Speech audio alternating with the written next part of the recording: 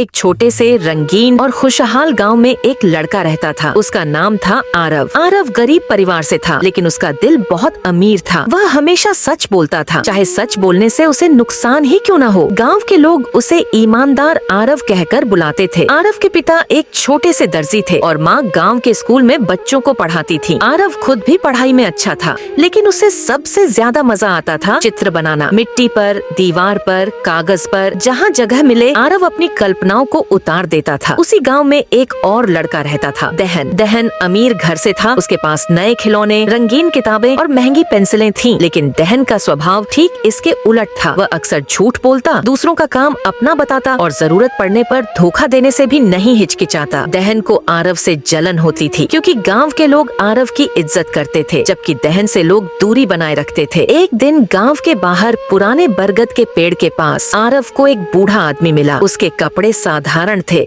लेकिन आंखों में अजीब सी चमक थी। बूढ़े ने आरव से पूछा, बेटा क्या तुम मेरी थोड़ी मदद कर सकते हो? आरव बिना सोचे बोला, हाँ दादाजी जरूर। आरव ने उन्हें पानी पिलाया और बड़े प्यार से बात की। बूढ़ा आदमी बहुत खुश हुआ। जाते जाते उसने अपनी जेब से एक साधारण सी लकड़ी की पेंसिल निकाली और आरव को दे दी। ये पेंसिल खास है, बूढ़े ने कहा, लेकिन याद रखना ये सिर्फ सच्चे दिल से बने चित्रों पर ही काम करेगी। आरव ने उस पेंसिल को मजाक समझा, लेकिन घर जाकर उसने एक छोटा सा पक्षी बनाया। जैसे ही उसने चित्र पूरा किया, वह पक्षी कागज से बाहर निकल आया। आरव डर गया, फिर खुश हो गया। अब उसे समझ आ गया था, यह सच में जादुई पेंसिल थी। लेकिन आरव ने उसका गलत इस्तेमाल नहीं किया। वह पेंसिल से गांव के लिए अच्छी चीजें बनाता, स्कूल के लिए नई बेंच, गरीब बच्चों के लिए किताबें, बीमार लोगों के लिए फल। हर बार वह दिल से सोचता, यह सब सबके भले के लिए है। एक दिन दहन ने सब देख लिया। उसे समझ आ गया कि आरव के पास कोई जादुई चीज है। दहन ने सोचा, अगर ये पेंसिल मेरे पास होती तो मैं सबसे अमीर बन जाता। उसने आरव से दोस्ती का नाटक किया और एक दिन मौका देखकर पेंसिल चुरा ली।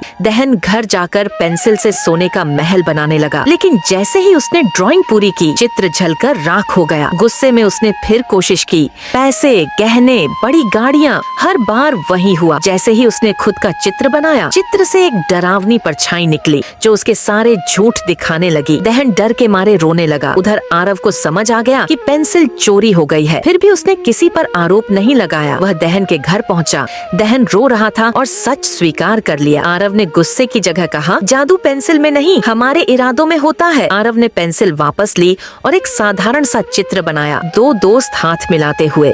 उस चित्र से एक रोशनी निकली और दहन का डर खत्म हो गया।